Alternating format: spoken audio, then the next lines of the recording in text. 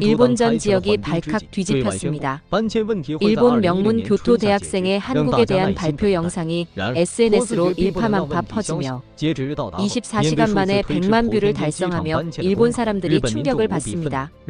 한국은 일본의 식민지였으며 일본을 뒤쫓아오는 나라일 뿐이야 라고 말하는 일본 아버지 밑에서 자란 명문대 학생이 몰래 한국을 왔다가 이곳에서 역사적 진실을 마주하고 눈물을 펑펑 흘렸다고 하는데요. 도대체 무슨 일이 있었던 것일까요? 오늘의 사연 지금 시작하도록 하겠습니다. 안녕하세요. 저는 사토미 미우라라고 하고 교토대학교에서 연구원으로 일하고 있어요. 그날 아침 공기의 차가운 기운이 아직도 제 몸에 남아 있었어요. 저는 자랄 때 아버지께서는 일본은 선진국이고 아시아에서 일본을 따라 올 나라는 없다. 특히 한국은 일본의 식민지였으며 일본을 뒤쫓아오는 나라일 뿐이야. 라고 여러 번 말씀하셨어요. 집에서 저녁 식사 자리에서 가족 모임에서도 그 말씀은 무거운 돌처럼 제 마음속에 박혔어요. 저는 한 번도 의심하지 않고 한국은 일본보다 뒤처져 있다라고 굳게 믿었어요. 학교에서도 마찬가지였어요.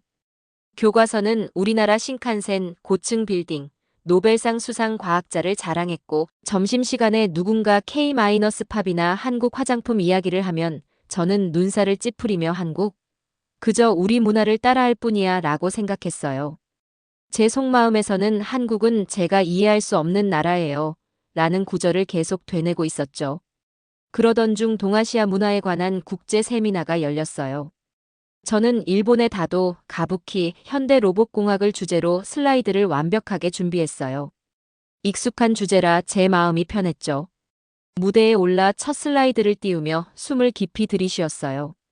조명이 어두워지고 저는 자신있게 발표를 시작했어요. 오늘은 일본이 전통과 현대를 어떻게 조화시키는지 살펴보겠습니다. 모든 것이 계획대로 흘러갈 거라 생각했어요. 그때 서울대학교 교환학생인 한준호 씨가 무대 위로 나왔어요. 리모컨을 탭하자 첫 슬라이드에 일제강점기 거리 풍경을 담은 흑백 사진이 떴어요. 그는 당당한 목소리로 말했어요. 한국은 기억의 힘으로 식민 잔재를 극복한 유일한 개발도상국입니다. 순식간에 회의실은 두꺼운 안개처럼 고요해졌어요. 가슴이 답답해졌어요. 기억? 식민 잔재? 제 슬라이드에는 향기 나는 닭이와 네온 사인이 반짝이는 도시 풍경만 있었거든요. 제가 뭔가 큰 걸 놓치고 있었나 싶었어요. 준호 씨는 다시 슬라이드를 넘겼어요. 이번에는 서대문 형무소의 거칠고 차가운 돌담 사진이었어요. 햇살이 쇠창살 사이로 스며들고 있었죠. 그의 목소리는 차분했지만 단호했어요. 이곳에서 수많은 독립운동가가 고문당하고 목숨을 잃었습니다. 하지만 한국인들은 고통을 잊지 않았습니다. 그 기억을 힘으로 바꿨기에 오늘날의 대한민국이 우뚝 설 수 있었던 것입니다. 제 심장은 빠르게 뛰었어요. 사진 속 결연한 눈빛에 유관순 열사를 떠올렸죠. 그간 제가 가졌던 한국은 일본보다 뒤처져 있다는 얕은 믿음은 대리석 위에 떨어진 유리 조각처럼 산산이 부서졌어요. 제 발표에 집중하려 했지만 목소리가 텅 빈 것처럼 느껴졌어요. 준호 씨가 계속 설명했어요. 한국이 역사 교육을 위해 학교를 세우고 가족들이 저항의 이야기를 전해주었으며 박물관과 기념관이 그 기억을 지켜왔다는 내용이었어요. 고난 속에서 희망이 태어났고 잊지 않으려는 의지가 나라를 더 강하게 만들었다는 이야기를 들었어요. 어느새 회의실 밖 복도로 나와 있더라고요. 손이 떨렸어요. 머릿속에는 왜 이제야 이걸 알게 된 걸까? 어떻게 한국이 일본보다 뒤처져 있다고 믿을 수 있었을까? 같은 질문이 소용돌이치고 있었죠. 그날 밤 저는 노트북을 켜고 서대문 형무소, 유관순, 일제강점기 고문을 검색했어요. 찾을 수 있는 기사와 사진을 모조리 클릭했죠. 하나하나의 이미지와 이야기들이 제가 외면했던 역사를 끌어당겼어요. 비극을 승리로 슬픔을 결의로 바꾼 한국인들의 모습을 보며 부끄러움과 새로운 호기심이 함께 일어났어요. 새벽이 될 때쯤 결심했어요. 직접 가서 봐야겠다. 아버지께는 교토 근처로 짧은 여행을 간다고 둘러댔어요. 사실은 인천행 첫 비행기를 예약했죠. 비행기가 착륙하고 한국어 간판을 보고 풍부하게 들려오는 한국어를 들으며 제 가슴은 처음 느껴보는 존경이라는 감정으로 뛰고 있었어요. 이전 믿음은 한 조각씩 사라졌고 저는 새로운 이야기를 배울 준비가 되어 있었어요. 인천공항 리무진에서 내리고 서울역으로 가는 공항열차에 올랐을 때 제 심장이 빠르게 뛰고 있었어요. 저를 둘러싼 저녁 하늘 아래 반짝이는 한글 간판들이 눈에 들어왔습니다. 서울역, 광화문, 명동이 그렇게 선명할 수가 없었죠. 빗방울이 아직도 젖은 보도에 맺혀 있어서 평범했던 회색 콘크리트가 네온빛 강물처럼 반짝이고 있었어요. 저는 깊은 숨을 들이마시며 주변에서 피어오르는 떡볶이 국물 냄새와 달콤한 호떡 내음을 느꼈습니다. 그 순간 한국은 단순한 유행이 아니에요. 더 밝은 미래를 향해 기억을 쌓아가는 나라구나 하고 생각했어요. 작은 캐리어를 끌며 지하철역을 찾았는데 노선도가 마치 형형색색 거미줄처럼 보였지만 막상 따라가 보니 친절하고 쉽게 이해할 수 있었습니다. 광화문역에 도착해 계단을 오르자 중앙 서울의 분주한 거리가 펼쳐졌어요. 형광색 점퍼를 입은 학생들, 우산을 든 회사원들, 그리고 따끈한 길거리 간식을 파는 노점상까지. 모두가 저를 스쳐 지나가며 각자의 이야기를 이어가고 있었습니다.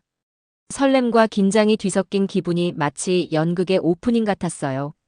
저의 진짜 목적지는 바로 서대문형무소 역사관이었어요. 택시에서 내리자 하늘을 향해 우뚝 솟은 붉은 벽돌담이 보였죠. 꺼지지 않는 이야기를 품은 듯 견고하고 단단해 보였습니다. 봄바람이 장밋빛 꽃향기를 운반해왔고 멀리서 아이들 웃음소리가 잔잔히 들려왔어요. 박 선생님을 만나자마자 부드러운 목소리와 온화한 얼굴이 먼저 다가왔습니다. 정중히 인사하시며 어서 오세요. 저를 따라오시면 됩니다. 라고 하셨죠. 저는 고개를 끄덕이며 기대감에 가슴이 뛰고 있었습니다. 저는 서대문형무소 정문 앞에 서자마자 숨이 멎는 듯 했어요. 붉은 벽돌로 쌓인 높디 높은 담벼락이 저를 압도했고 그 안에 깃든 고통이 손끝으로 전해졌습니다.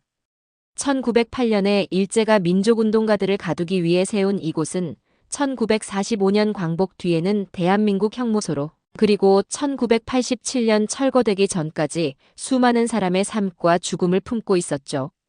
지금은 역사관으로 남아있지만 그 벽돌 하나하나가 아직도 당시의 비참함을 숨쉬고 있었습니다. 박 선생님이 낮고 차분한 목소리로 저를 이끌었어요. 좁고 긴 복도에 들어서자 오래된 벽돌 사이로 스며드는 빛 한 줄기가 어둠 속 고요를 깨뜨렸습니다. 저는 손끝으로 벽돌을 쓰다듬으며 속으로 중얼거렸습니다. 이 벽돌들이 그날의 비명과 울부짖음을 고스란히 기억하고 있구나. 첫 번째 전시실에는 소름이 돋는 고문 도구들이 전시돼 있었어요. 손가락을 비틀던 철제 기구, 물고문용 나무통이 유리 상자 안에서 차갑게 빛나고 있었습니다. 박 선생님은 이 옥사에서 수십 명의 독립운동가가 이런 도구에 맞서며 끝끝내 굴복하지 않았습니다. 라고 설명하셨죠. 저는 눈을 감고 천천히 숨을 들이마셨습니다. 들어갈수록 벽에 걸린 일본어 문서들이 눈에 들어왔어요. 깔끔한 흑색 활자로 적힌 고문 기록과 수감자 명부가 유리 뒤에 진열돼 있었습니다. 반일운동 관련자라는 글귀 아래 이름 하나하나가 선명히 박혀 있었어요. 저는 얼굴을 유리에 바짝 대고 읽었죠. 이게 바로 역사가 남긴 진실의 기록이구나. 피 맺힌 한자 한자가 제 가슴을 갈기갈기 찢었습니다. 다음 방에서는 피해자들의 증언 영상이 상영되고 있었어요. 화면 속 노년의 어르신께서 떨리는 목소리로 고문 당시를 설명하셨죠. 동지들의 이름을 말하라며 고문을 해도 저는 끝내 입을 열지 않았습니다. 전시실 전체가 무거운 침묵에 잠겼고 제 눈가에 뜨거운 것이 고였습니다. 박 선생님이 조심스레 다가와 말을 건네셨어요. 이곳에서 고문당한 분들 중에는 20대, 30대의 청년들도 많았습니다. 대한민국 근현대사의 가장 아픈 순간이 모두 이곳을 지나갔다고 해도 과언이 아니죠. 저는 고개를 끄덕이며 속으로 말했습니다. 제가 얼마나 무지했는지 깊이 반성합니다. 눈앞에 고개가 푹 숙여지는 듯한 깊은 후회와 참회의 감정이 몰려왔습니다. 저는 천천히 무릎을 꿇고 머리를 조아렸어요. 일본인으로서 이분들께 진심으로 사죄드립니다. 다시는 이런 잔혹한 역사가 되풀이되지 않도록 반드시 기억하겠습니다. 그 순간 박 선생님이 살포시 손을 얹고는 따뜻하게 말씀하셨어요. 사죄의 마음도 중요하지만 이 역사를 기억하고 함께 나누는 일이 더 소중합니다. 저는 고개를 들어 눈물을 닦으며 다짐했습니다. 이 기억을 결코 잊지 않겠습니다. 그리고 이 이야기를 세상에 전하겠습니다. 서대문형무소의 벽돌은 그렇게 제 가슴속에 단단한 약속으로 새겨졌습니다. 넓은 홀로 걸음을 옮기자 부드러운 조명 아래 커다란 벽화가 펼쳐졌습니다. 촛불을 든 사람들의 얼굴이 희망과 결의로 빛나고 있었어요. 그 빛이 실제처럼 따뜻하게 느껴졌죠.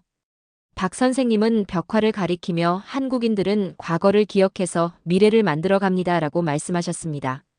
저는 손을 내밀어 따스한 벽화를 쓰다듬었고 제 가슴 깊은 곳에서 희망의 불꽃이 반짝이는 것을 느꼈어요. 밖으로 나서자 봄바람이 다시 저를 반겨주었습니다. 붉은 벽돌담은 여전히 우뚝 솟아 있었지만 이제는 고통만이 아닌 저항과 회복의 이야기를 들려주고 있었어요. 제 가슴이 벅차올라 마지막으로 작은 목소리로 속삭였습니다. 한국은 기억하는 나라이고 그 기억으로 더 밝게 빛나는 미래를 만들어갑니다. 카페 문을 나서자 시원한 저녁 공기가 저를 반겨주었어요. 방금 사귄 친구들 덕분에 제 마음은 따뜻하게 불타고 있었죠. 조금 전 저는 경복궁역 근처에서 열린 언어 교환 모임에 참여했었어요. 그 작은 카페는 갓볶은 커피 원두 내음과 달콤한 페이스트리 향이 가득했어요. 마치 부드러운 포옹을 받는 기분이었죠. 카페에 들어서자 여기저기 웃음소리가 들렸습니다. 활기찬 여성 한 분이 손을 흔들며 저를 맞아주셨어요. 어서 오세요. 저는 소연이에요. 함께 배워봐요 하고 명확한 영어로 인사하셨습니다. 저는 자리에 앉아 김이 모락모락 나는 아메리카노 잔을 받았어요. 주변에는 한국 분들과 외국인이 뒤섞여 간단한 문장을 연습하고 있었어요. 다 함께 큰 소리로 말했죠. 한국은 극복하는 나라예요. 처음에는 목소리가 떨렸지만 다른 사람들이 따라하자 점점 용기가 생겼습니다. 다시 한국은 극복하는 나라예요 하고 말하자 그 문장이 제 안의 의심을 넘어 다리를 놓아주는 듯 했어요. 그날 저의 대화 파트너는 밝은 눈빛의 역사 전공 대학생 민지였어요. 민지는 부드럽게 물었죠. 정말 왜 한국에 오신 거예요? 저는 깊게 숨을 들이쉬었어요. 제 실수를 솔직하게 털어놓는 게 이상하게 느껴졌지만 정직하게 말하고 싶었거든요. 저는 한국이 일본보다 뒤처져 있다고 믿었어요. 하고 커피를 바라보며 말했습니다. 하지만 서대문형무소 독방을 보고 독립운동가들의 이야기를 들으면서 제 편견이 틀렸다는 걸 깨달았어요. 민지는 고개를 끄덕이며 앞으로 몸을 기울였어요. 기억은 힘이에요 하고 조용히 말씀하셨죠. 우리는 기억하기에 극복하고 더 나은 미래를 만들 수 있어요. 그 말은 준호 씨와 박 선생님 말씀처럼 제 머릿속에 울려 퍼졌습니다. 기억이 힘이다. 그 다음 소연 씨가 우리를 그룹 토론으로 이끌었어요. 벽에는 광화문 광장의 촛불 혁명을 담은 큰 포스터가 걸려 있었죠. 저는 캠퍼스 속 수천 명의 얼굴을 따라 손가락으로 가볍게 썼습니다. 모두 촛불을 든 채 희망 가득한 눈빛이었어요. 젊은 가이드 준 씨가 앞에 서서 설명했어요. 2016년부터 2017년까지 한국인들은 촛불로 평화롭게 부패에 항의했습니다. 작은 불꽃 하나가 많은 사람을 이끌 수 있어요. 그의 목소리는 차분했지만 힘이 넘쳤습니다. 눈을 감고 상상했어요. 밤의 광화문 광장은 기억의 불꽃으로 가득했죠.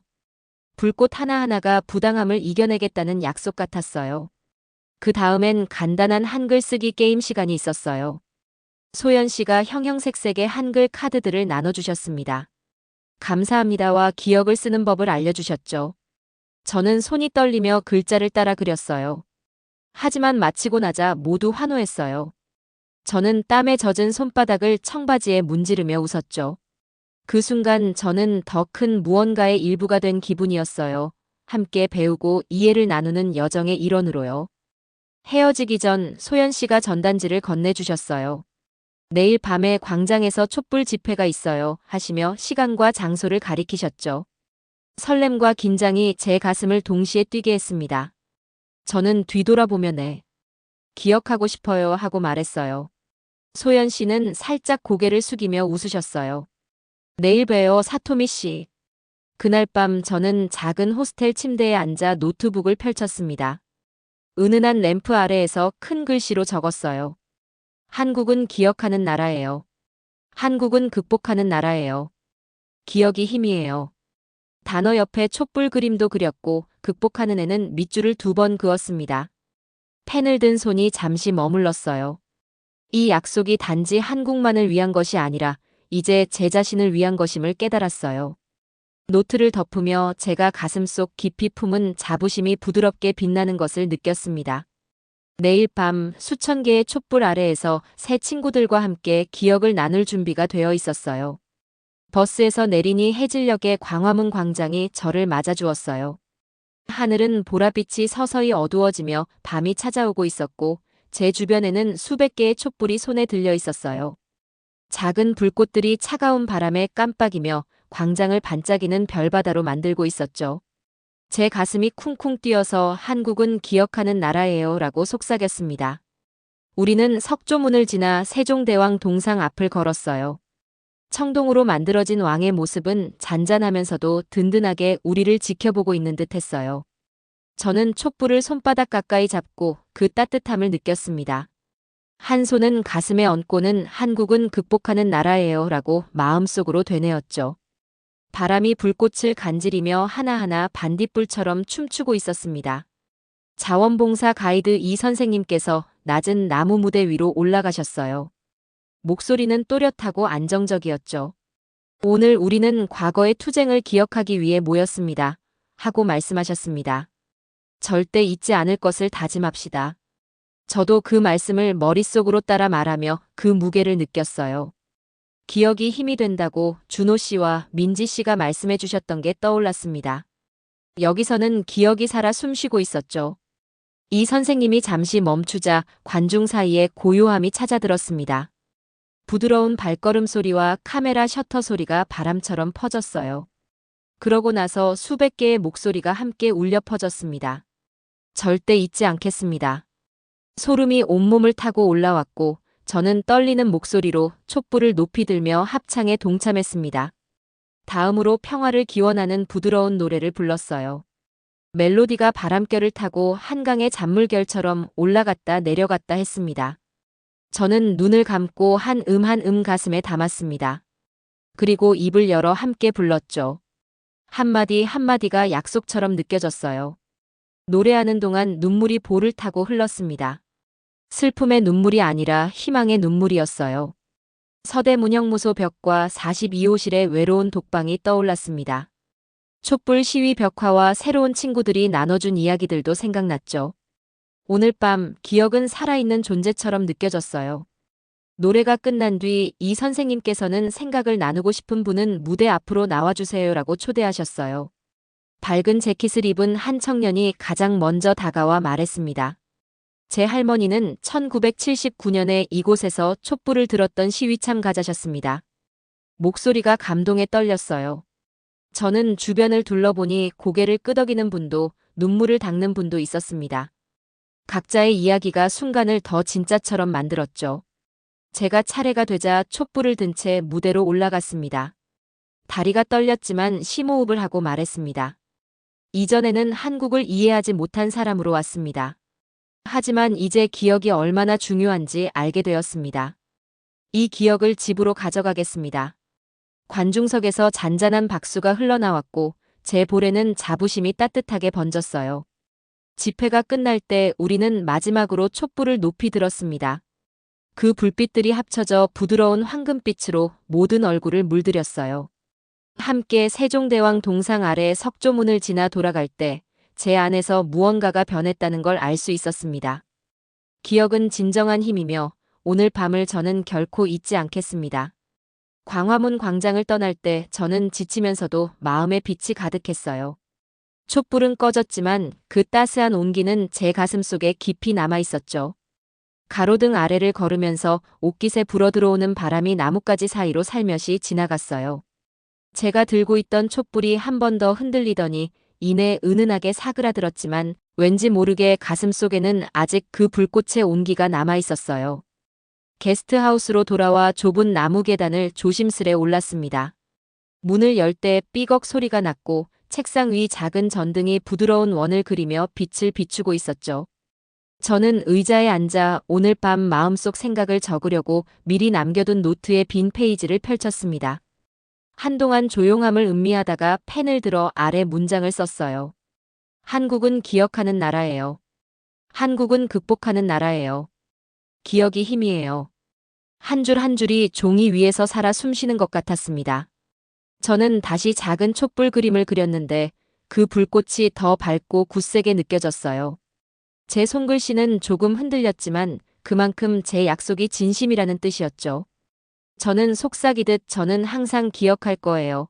더 밝은 미래를 위해라고 다짐했습니다. 그 말은 희망처럼 입안에서 맴돌았어요. 손바닥을 글자 위에 얹어 마음속 약속을 꾹 눌러 고정한 기분이었어요. 창밖에서는 이미 거리 청소차가 윙윙 소리를 내며 지나가고 밤늦게까지 장사를 하던 포장마차에서는 짐을 싸는 낮은 목소리가 들려왔습니다. 도시는 천천히 잠들고 있었지만 누군가의 가슴속에서는 아직 몇 개의 촛불이 은은히 빛나고 있었죠. 결국 잠자리에 들었을 때 밤은 부드럽고 고요했어요. 저는 눈을 감고 여행 중 겪었던 모든 순간을 떠올렸습니다. 서대문형무소의 차가운 독방, 카페에서 들려오던 따뜻한 웃음소리, 광화문 광장의 촛불 바다까지. 이 모든 기억이 하나로 모여 분명한 진실을 알려주었어요. 기억은 계속 살아있어야 한다고요. 잠들기 전 저는 다음 계획을 머릿속으로 그려보았습니다. 오사카로 돌아가 아는 사람들에게 제가 배운 것을 나눌 거예요. 대학 강의실에서 돌담 사진과 촛불 집회 영상을 보여주며 기억이 힘이 다라는 문구를 전할 제 모습을 상상했죠. 제 목소리는 단호했고 마음은 흔들림 없이 든든했습니다. 새벽이 밝자 다른 손님들을 깨우지 않으려고 살며시 짐을 꾸렸어요. 창밖이 연분홍빛으로 물들고 첫 새벽빛이 지붕 위로 퍼지고 있었습니다. 저는 노트에 그려둔 촛불 그림을 부적처럼 꼭 쥐고 다짐을 마음에 새겼죠. 인천공항까지 가는 택시 안은 고요했고 평화로웠습니다. 다리를 건너면서 도시의 불빛이 뒤로 하나둘 사라지는 것을 지켜보았어요. 터미널에 도착했을 때 세상은 다시 새롭게 느껴졌습니다. 수화물을 붙이고 비행기 창가 자리를 확인했어요. 비행기가 이륙하자 구름 위로 떠오르는 해가 구름 가장자리를 금빛으로 물들이고 있었습니다. 구름마다 불꽃처럼 빛나는 모습을 보며 눈을 감고 마지막으로 다짐을 되풀이했습니다. 저는 항상 기억하겠습니다. 이 진실을 꼭 전하겠습니다.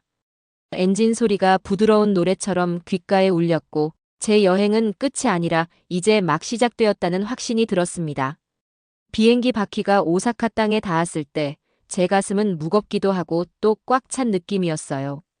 핸드폰이 울리더니 집에 잘 왔어. 라는 메시지가 떴습니다. 가장 친한 친구 아야에게서 온 메시지였죠. 저는 깊게 숨을 들이쉰 뒤 작은 캐리어를 든 채 밝은 터미널 안으로 걸어갔습니다. 그곳 형광등 아래 서 계신 분은 바로 아버지였어요. 언제나처럼 똑바로 서 계셨지만 제 얼굴을 바라보는 눈빛에는 묘한 호기심이 담겨 있었죠. 조심스레 걸음을 옮겨 아버지께 다가가자 아버지께서 두 팔을 벌려주셨습니다. 저는 얼른 안겼다가 고개를 들어 말했어요. 아버지, 저 한국에 배울 것을 찾으러 갔어요. 형무소 독방도 보고 수천 명과 함께 촛불을 들었고 기억이 힘이라는 걸 알게 됐습니다. 기억이 힘이라는 마지막 말을 하면서 목소리가 조금 떨렸지만 눈빛만은 흔들리지 않았습니다. 아버지께서는 놀란 표정을 감추시며 부드럽게 미소를 지으셨어요. 그리고는 제 머리를 살짝 쓰다듬으시며 진실을 찾으러 간 딸이 자랑스럽구나. 알려줘서 고맙다. 라고 말씀해 주셨습니다. 그 말은 촛불처럼 제 마음속에 따뜻히 남았어요. 집에 돌아오니 낯익은 벽지와 가족 사진, 그리고 나무마루가 반갑게 맞아주었습니다. 저는 노트북을 꺼내 미리 정리해둔 사진 폴더를 열었어요. 첫 번째 사진은 붉은 벽돌로 쌓인 서대문형무소 담장이었는데 거칠고 단단한 표면의 빛과 그림자가 어우러져 있었습니다. 이 벽들이 있기에 우리가 기억의 중요성을 잊지 않을 수 있습니다. 하고 설명하자 아버지께서 고개를 끄덕이며 화면을 자세히 보셨습니다. 그 다음 사진들을 넘기니 광화문 광장의 촛불 집회 장면이 나왔습니다. 어두운 하늘 아래 작은 불꽃들이 바다처럼 펼쳐져 있었어요. 촛불을 든 사람들의 눈빛은 희망과 결의로 반짝였죠. 저는 하나하나의 촛불이 우리는 기억하고 극복하겠다는 약속이었습니다. 라고 말씀드렸습니다. 아버지께서는 화면 속 인물들을 차분히 바라보시더니 이내 미소 지으셨어요. 어머니와 여동생 에미도 불러 함께 보았어요. 세 식구가 소파에 모여 앉아 설명을 들었죠. 저는 부드러운 램프 불빛 아래 카페에서 노트에 핵심 문장을 적던 일을 떠올리며 이야기했습니다. 달콤한 페이스트리와 따끈한 커피 맛이 문득 그리웠어요. 에미가 저도 한글 배우고 싶어요 하고 묻길래 연습용 카드를 보여주며 기억 글자를 손가락으로 따라 쓰는 방법을 알려주었답니다. 그 다음 제 친구들을 초대해 작은 모임을 열었어요. 거실에 간단한 간식과 녹차를 준비하고 사진과 노트를 슬라이드로 보여주었습니다. 한국은 기억하는 나라예요. 한국은 극복하는 나라예요. 기억이 힘이에요. 친구들은 호기심 어린 눈빛으로 화면을 응시했어요.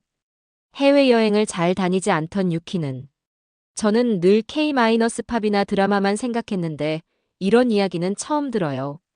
라고 했죠. 저는 웃으며 물론 재미있지만 이보다 더 중요한 건 과거를 기억하며 미래를 밝히는 자세예요. 라고 답했습니다. 몇몇 친구는 고개를 갸웃했고 어떤 친구는 나도 꼭 서울에 가보고 싶다. 라고 속삭였어요. 그중 하루토가 제 어깨를 톡톡 두드리며 다음에 같이 가줄래? 라고 묻자 제 가슴은 기대로 부풀었답니다. 그날 밤 어린 시절 제 방 침대에 누워 눈을 감았습니다. 준호 씨의 차분한 목소리와 박 선생님의 부드러운 설명, 민지 씨의 따뜻한 미소, 그리고 우리는 절대 잊지 않겠습니다 라는 합창이 머릿속에서 울려 퍼졌어요. 모든 기억이 제 뼛속까지 스며드는 것 같았습니다. 이제 저는 책에서 한글이 보이거나 K-팝 선율이 들릴 때마다 미소 짓습니다. 서대문형무소 독방, 카페의 따뜻한 웃음, 광화문 촛불 바다가 떠오르거든요. 그리고 제 핵심 문장을 입에 맴돕니다. 한국은 기억하는 나라예요. 한국은 극복하는 나라예요. 기억이 힘이에요. 닫혀있던 제 마음은 열렸고 편견은 사라졌습니다.